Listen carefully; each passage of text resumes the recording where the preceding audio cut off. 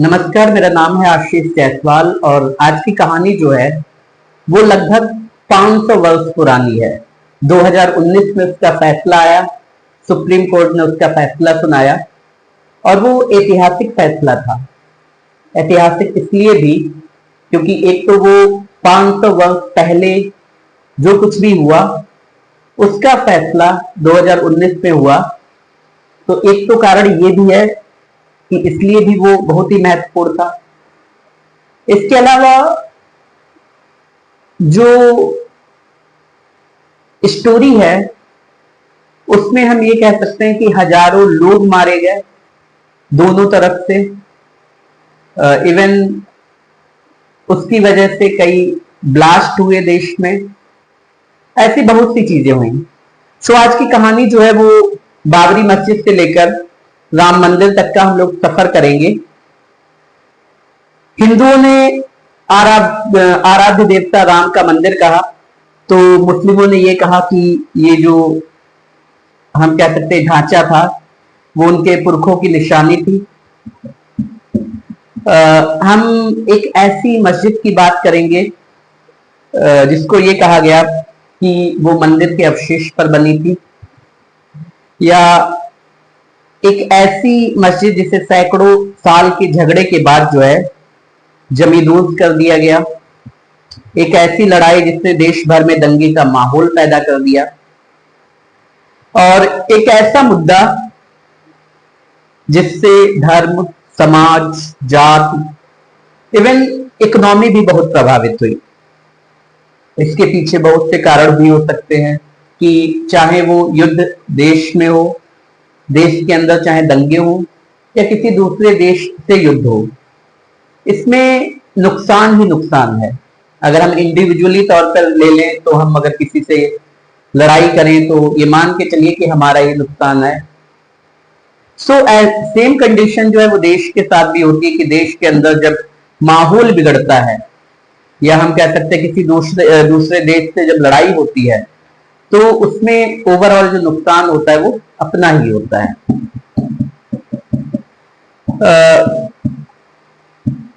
कई आंदोलन हुए राम मंदिर के लिए। 1528 में ये 1528 से ये कहानी शुरू होती है और 2019 आते आते ये खत्म हो जाती है। तो लगभग ये 500 वर्ष की कहानी है। और 9 नवंबर 2019 को जो है 5 जजों की बेंच ने ये विवादित जो स्थान था उस पर राम मंदिर बनाने का फैसला सुनाया। अब जब कोर्ट ने फैसला सुना दिया तो सारी चीजें ही खत्म हो जाती हैं कि वो कोर्ट का आदेश था। इसी महीने की जो 9 नवंबर 2019 को जब 5 जजों की बेंच ने फैसला सुनाया, तो इसी महीने की 22 तारीख को जो है मंदिर का उद्घाटन हुआ। अयोध्या में एक रामकोट मोहल्ला है जिसमें 1528 से 1530 के दौरान जो है बाबरी मस्जिद का निर्माण हुआ। सो 1528 से 1530 के बीच में जो ये कहा जाता है लगभग 2-3 साल जो भी लगे हों।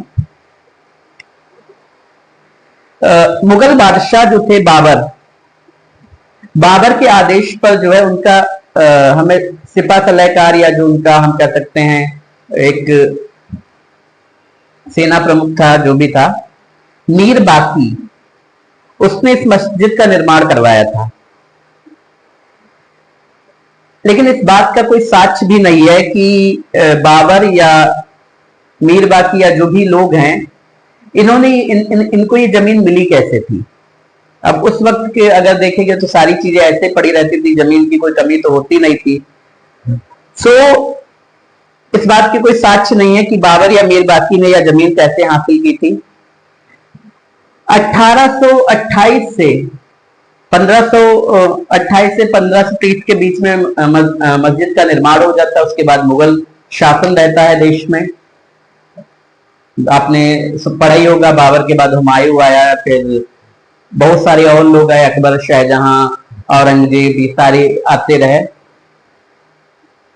सो लगभग 1828 से 1853 इस दौरान जो है पहले तो इन सारी चीजों पे बात ही नहीं होती थी, क्योंकि मुस्लिमों का शासन था, या हम ये कह सकते हैं कि मुगलों का शासन था, तो किसी ने इस चीज पर बात ही नहीं की। 1528 से 1553 तक भी जो है जो हिंदू थे वो मुखर नहीं हो पाए थे, मतलब वो खुल के नहीं कह पा रहे थे कि यहाँ पे मंदिर था।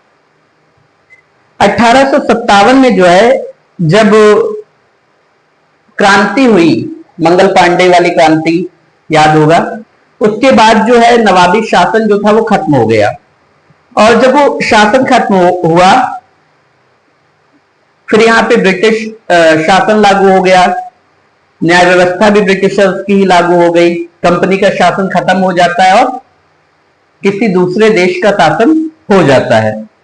तो देश में जो है जगह जगह राम मंदिर की मांग उठने लगी।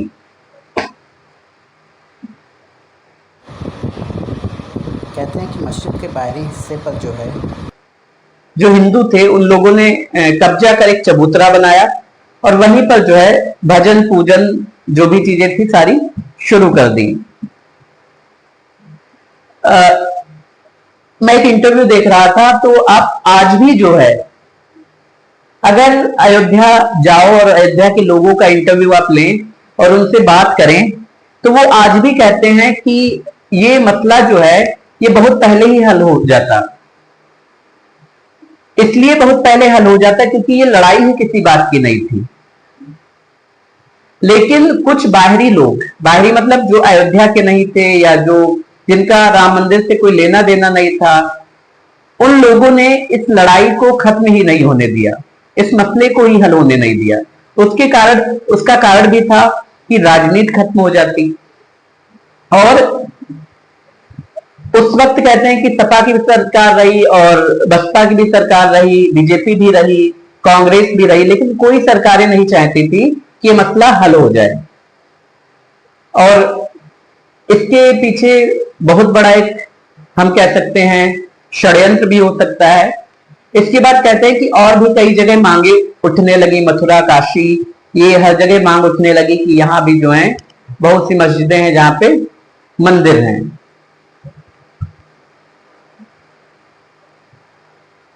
जब चबूतरा बनाया गया मंदिर के बाहरी हिस्से पर, वहां पे पूजा अर्चना और बाकी सारी चीजें शुरू कर दी गई, तो 30 नवंबर 1858 में एक बाबरी मस्जिद के ही कर्मचारी थे, उनका नाम था मौलवी मोहम्मद असगर। मौलवी मोहम्मद असगर जो हैं ये एक शिकायत दर्ज कराते हैं, और शिकायत में कहते हैं कि हिंदुओं ने मस्जिद की दीवार से सटाकर एक चबूतरा बना लिया है, और मस्जिद की जो दीवार है उस पर राम राम लिख दिया है।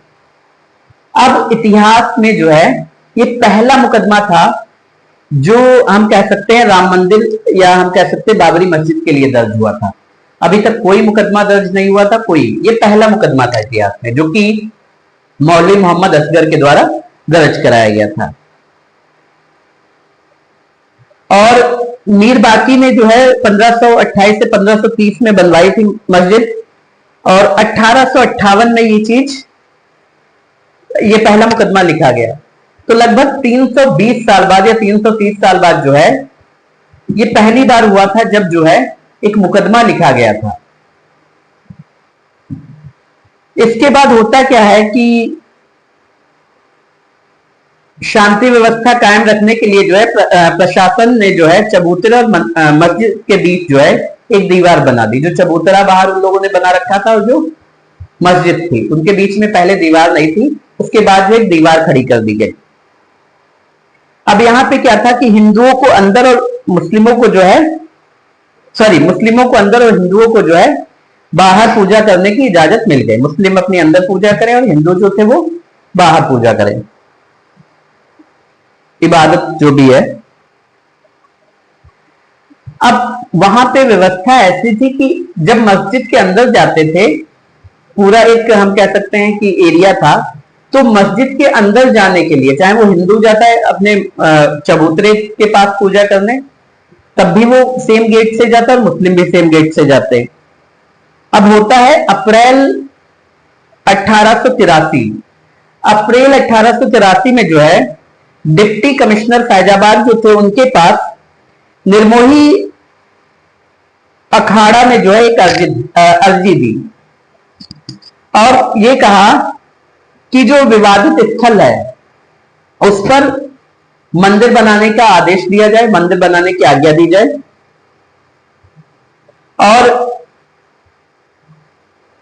खैर उनकी जो अर्जी थी वो मानी नहीं गई क्योंकि जो मुस्लिम समुदाय था उन्होंने इस पर आपत्ति जताई।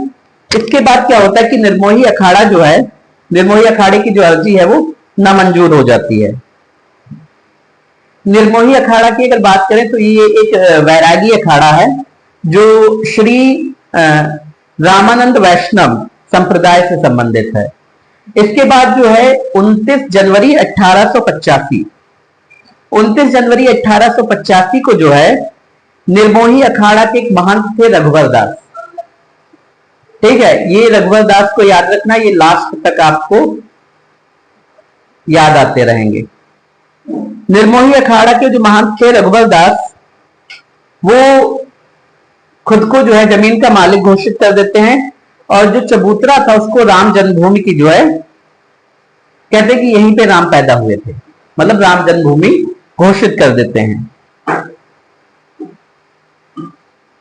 अब यहां पर जो है भारत सरकार और मोहम्मद असगर, ये जो अभी हमने नाम लिया था रघुवर दास, महंत रघुवर दास, हमने कहा था ये बहुत इंपॉर्टेंट व्यक्ति हैं इस स्टोरी में।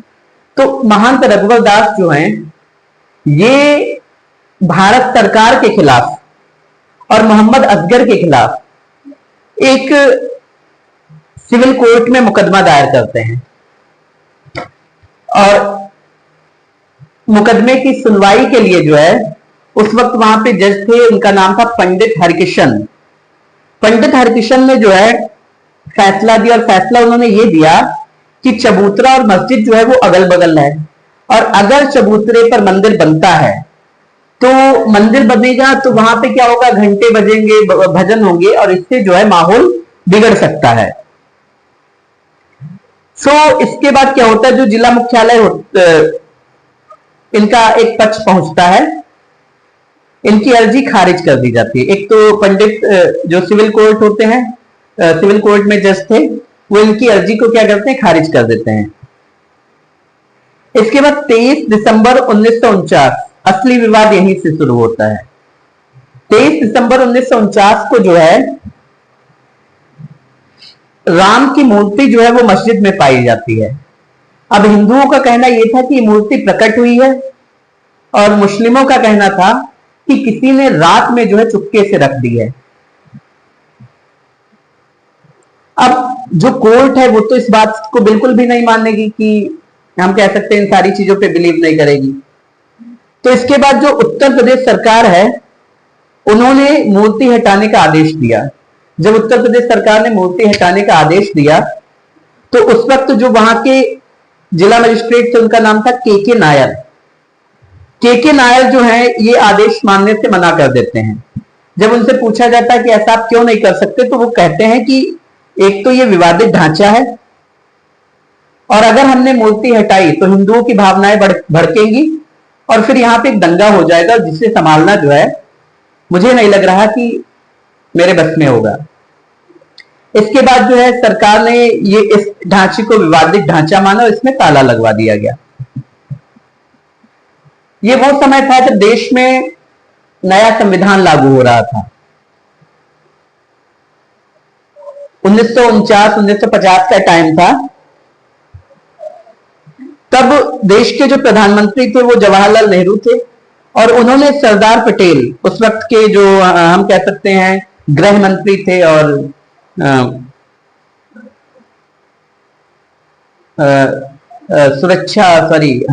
डिफेंस मिनिस्टर शायद थे, इतना क्लियर याद नहीं है। तो उन्हें जो है लखनऊ भेजा गया और तत्कालीन प्रधानमंत्री जो थे गोविंद बल्लभ पंत, उस वक्त के जो मुख्यमंत्री थे उत्तर प्रदेश के, उनसे बात करने को कहा गया। सबसे बड़ी समस्या उस वक्त ये थी कि देश में जो है अभी अभी बंटवारा हुआ था और देश में अभी अभी बंटवारे की वजह से जो है सारी चीजों को मैनेज कर पाना बहुत मुश्किल था। उधर जो है कबायलियों ने जो है कश्मीर पर अटैक कर दिया, तो कश्मीर की हालत भी बहुत नाजुक थी। इसके अलावा जो है 1949 तक भी जो है हैदराबाद, जूनागढ़, ये कुछ रियासतें जो थी ये भारत में मिलने को तैयार नहीं थी, तो इन पर भी बहुत ज्यादा बहस चल रही थी। नेहरू ने पंत को पत्र लिखा और उन्होंने अपनी समस्या बताई कि देखो कश्मीर की हालत बहुत खराब है और कश्मीर में ज्यादातर मुस्लिम ही हैं, और अगर ये मुद्दा चला मस्जिद और मंदिर का तो हो सकता है कश्मीर जो है वो पाकिस्तान के हिस्से में चला जाए, तो इसको कैसे भी करके कंट्रोल करो। इसके बाद जो है जब मस्जिद में मूर्ति मिलती है उसके बाद फैजाबाद कोर्ट में जो है 2 अर्जियां दाखिल की जाती है। उस वक्त जो फैजाबाद था वो जिला था और अयोध्या जो था वो जिले का शहर था। ये जो 2 अर्जी डाली गई, इनमें एक अर्जी में लिखा था कि रामलला की पूजा की इजाजत दी जाए और दूसरी अर्जी में लिखा था कि मूर्ति रखने की भी रखी रहने दी जाए, मतलब उसको हटाया ना जाए। ये सारी बातें हो जाती थी उसी समय। अब पहला मुकदमा जो है असगर के द्वारा मौलवी मोहम्मद असगर के द्वारा लिखवाया गया। उसके बाद मुकदमों की एक बाढ़ सी आ जाती है। हम कह सकते हैं 2, 4, 5 साल में या साल भर में ही बहुत सारे मुकदमे हो जाते हैं। 16 जनवरी 1950 गोपाल सिंह विशारद जो हैं ये सिविल जज की अदालत में जाते हैं और सरकार और मुसलमानों के खिलाफ मुकदमा दायर कर देते हैं। इसमें भी सेम चीज कही गई थी कि विवादित ढांचे से मूर्ति न हटाई जाए और पूजा अर्चना करने की इजाजत दी जाए। ये भी 2 चीजें रखते हैं।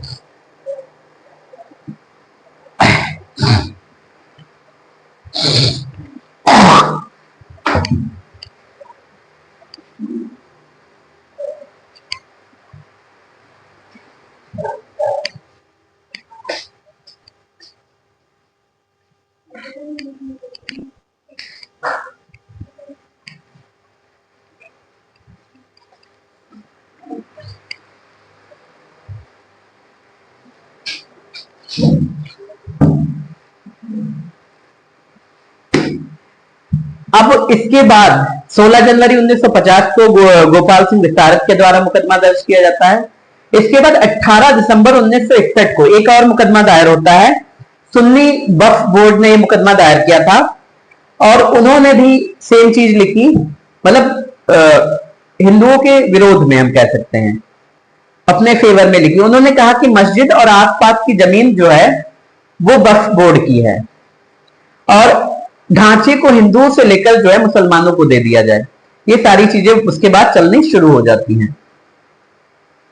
अब जो दिगंबर अखाड़ा के महंत थे वो अपना केस वापस ले लेते हैं। उसके कारण ये था कि 1989 में एक रिटायर्ड जज थे देवकी नंदन अग्रवाल। जो देवकी नंदन अग्रवाल थे उन्होंने भगवान राम की मूर्ति को जो है एक न्यायिक व्यक्ति करार दे दिया और एक नया मुकदमा दायर किया। कहते हैं कि इस मुकदमे को जो लड़ रहे थे उनका नाम था रामचंद्र परमहंस और हाशिम अंसारी। ये दोनों जो हैं एक ही गाड़ी में जाते थे, मतलब एक मस्जिद के लिए लड़ रहा था, एक मंदिर के लिए लड़ रहा था, लेकिन फिर भी ये एक ही गाड़ी में जाते थे। और कहते हैं कि इनके घर में रात में भी आना जाना रहता था, मतलब किसी भी तरह का एक डर नहीं था कि कोई किसी को जो है नुकसान पहुंचा देगा, जिंदगी का हम कह सकते हैं कि नुकसान हो जाएगा, या ऐसी कोई चीजें नहीं थी। तो इसीलिए कहा जाता है कि अयोध्या के जो लोग हैं वो कहते थे कि हम तो मसला खुद ही सॉल्व कर लेते। इसके बाद होता क्या है कि 1977 में कांग्रेस को हराने के लिए और कांग्रेस से लोहा लेने के लिए नई पार्टी का उदय होता है जिसका नाम होता है जनता पार्टी। जनता पार्टी जो है 1977 में जो है सत्ता में आती है और लेकिन बहुत समय तक नहीं टिकती है। तीन साल रहती है और 1980 में जो है फिर से इंदिरा गांधी जो है सत्ता में वापस आती हैं। जब 1980 में इंदिरा गांधी सत्ता में वापस आती हैं तो जनता पार्टी जो है उसके दो टुकड़े हो जाते हैं। उसी में से जो है एक पार्टी बनती है भाजपा, जिसके हम कह सकते हैं संस्थापक सदस्य थे अटल बिहारी वाजपेयी और लाल कृष्ण आडवाणी।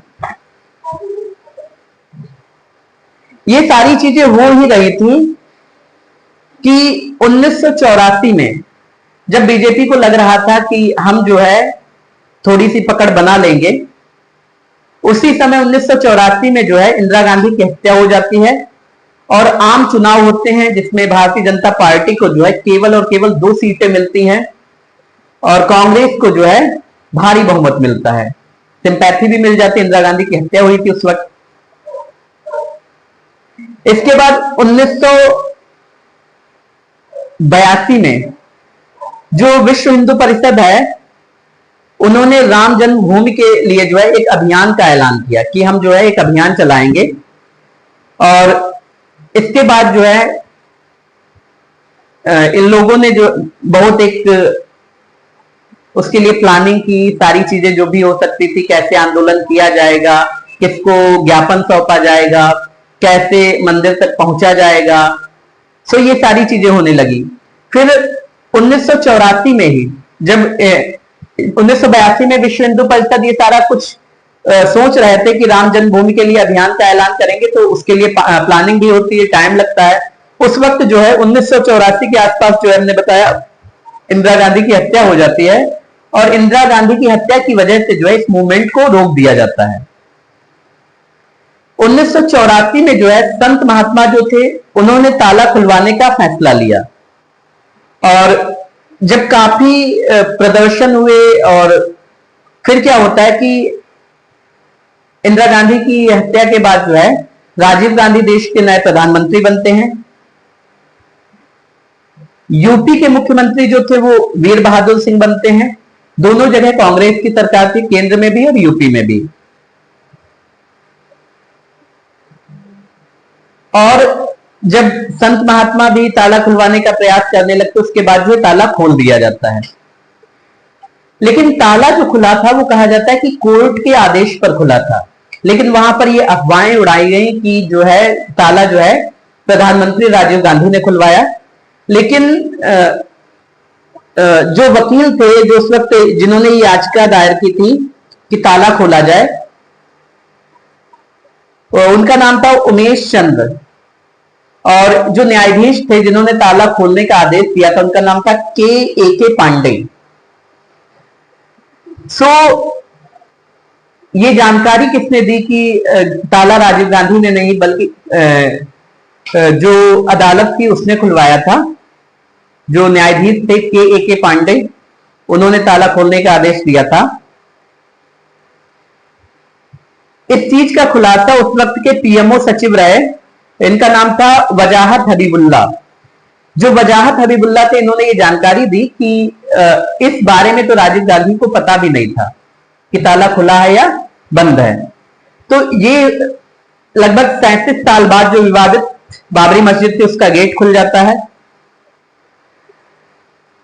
जनवरी 1989 प्रयागराज में कुंभ मेला शुरू होता है और कुंभ मेले के दौरान एक सभा की जाती है और ये कहा जाता है कि गांव-गांव जो है शिला पूजन कराने का फैसला लिया गया कि गांव-गांव जाएंगे और वहां से जो है चंदा इकट्ठा करेंगे या जो भी चीजें होती हैं वो करेंगे। कहा जाता है कि अयोध्या के लोग ये भी बताते हैं कि राम मंदिर के लिए इतना चंदा इकट्ठा किया गया और वो कहां चला गया वो किसी को पता भी नहीं है। कोई एक बार चंदा नहीं इकट्ठा किया गया, कई बार किया गया। ये 500 साल पुराना मुद्दा, लगभग 500 बार चंदा इकट्ठा किया गया होगा। इसके बाद जो है 9 नवंबर 1989 को जो है शिलान्यास की घोषणा कर दी जाती है और ये जो केस था ये इलाहाबाद हाईकोर्ट ट्रांसफर कर दिया जाता है। जितने भी मालिकाना हक वाले मुकदमे थे ये इलाहाबाद हाईकोर्ट ट्रांसफर हो जाते हैं। 1990 में जो लाल कृष्ण आडवाणी थे उन्होंने एक रथ यात्रा निकालने का जो है प्लान बनाया। ये सोमनाथ से अयोध्या तक की थी। इसमें कहते हैं कि बीच में जो है जब बिहार पहुंचते हैं तो लालू प्रसाद यादव जो थे वो वहां पे इनको गिरफ्तार कर लिया जाता है। उस वक्त वो चीफ मिनिस्टर थे, मुख्यमंत्री थे, क्योंकि उन्होंने कहा कि जो हिंदू मुस्लिम है उनमें जो है कहीं ना कहीं मनमुटाव पैदा हो जाएगा अगर ऐसा होगा, और ये बात कहीं ना कहीं सच भी थी। इसके बाद जो कल्याण सिंह उस वक्त मुख्यमंत्री थे उत्तर प्रदेश के 1990 के आसपास,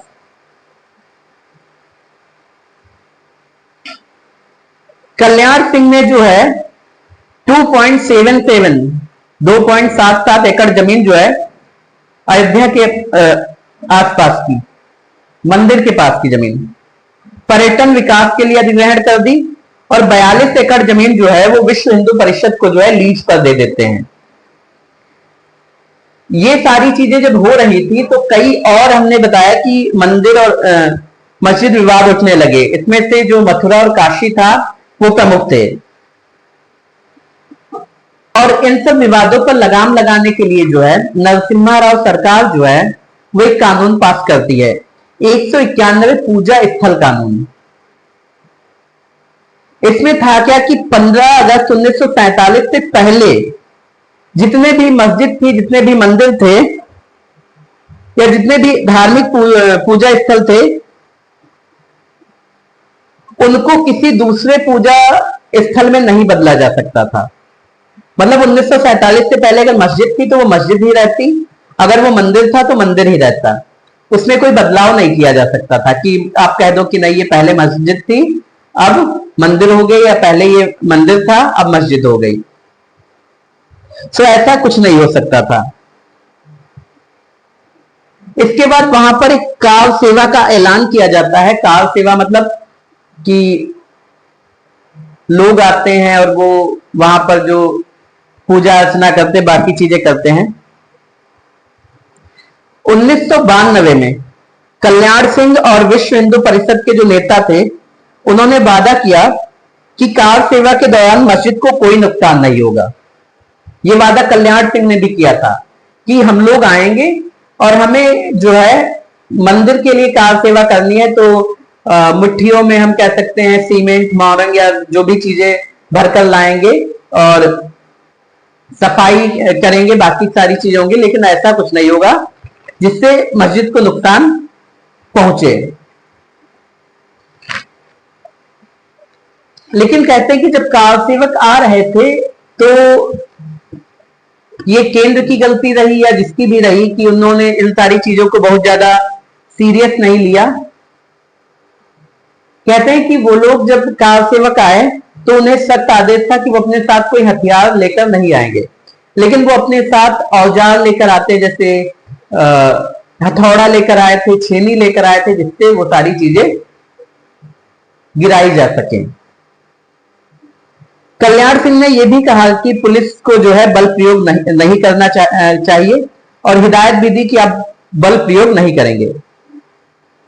इसके अलावा उन्होंने स्थानीय जो प्रशासन था, यूपी का जो प्रशासन था, जो अयोध्या का जो प्रशासन था, उसको केंद्र की मदद लेने से भी मना कर दिया।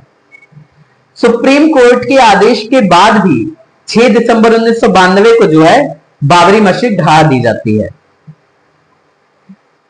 इसके बाद जो है वहां पर अस्थायी रूप से मंदिर में जो है पूजा अर्चना शुरू हो जाती है, और जब ये सारी चीजें हो जाती है तो लाल कृष्ण आडवाणी, अशोक सिंघल, मुरली मनोहर जोशी, इन लोगों के खिलाफ कई मुकदमे दर्ज किए जाते हैं।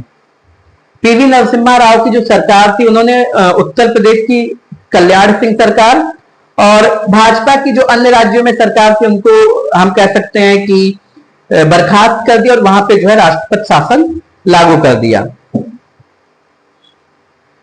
इसकी वजह से जो है देश के कई राज्यों में कहते हैं कि हिंसा हुई, और देश ही नहीं विदेशों में भी, पाकिस्तान में 30 मंदिर तोड़ दिए गए।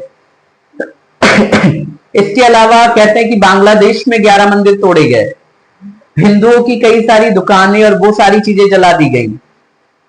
तो इसके अलावा जो है मुंबई में अटैक हुए, ट्रेन में बम रख दिए गए। तो हम कह सकते ओवरऑल लगभग 3 से 4 हजार लोगों की जो ऑफिशियली रिकॉर्ड होगा उसमें हत्या कर दी गई इनडायरेक्टली। इसके बाद जो है ये बाबरी मस्जिद ध्वस्त करने और सांप्रदायिक जो दंगे हुए थे उनकी जांच के लिए रिटायर्ड जज थे जिनका नाम था एम.एस. लिब्राहन। एम.एस. लिब्राहन की अगुवाई में एक कमेटी बनाई गई और इस आयोग को 3 महीने के भीतर यह कहा गया कि 3 महीने के भीतर जो है ये अपनी रिपोर्ट सबमिट करें।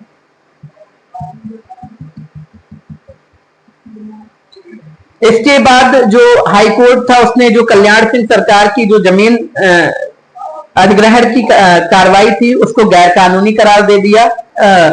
जनवरी 1993 में नरसिम्हा राव सरकार ने जो है 63 एकड़ जमीन का अधिग्रहण करने के लिए एक अध्यादेश जारी किया और इसको कहा गया acquisition of certain area of Ayodhya act 1993।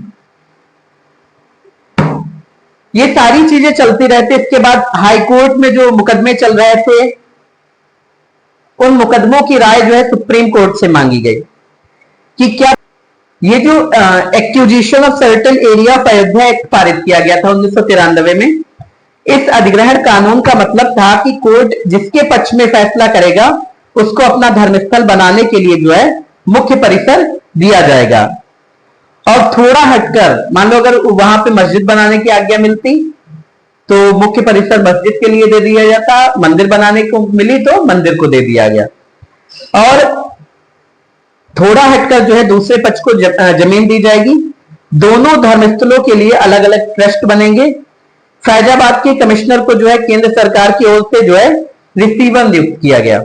इसके अलावा जो है जो सुप्रीम कोर्ट ने इस बात का जवाब देने से भी मना कर दिया, जो हमने पहले बताया था कि हाई कोर्ट में जो मुकदमे चल रहे थे तो उन्होंने पूछा था कि क्या मस्जिद बनने से पहले यहाँ पे मंदिर था, तो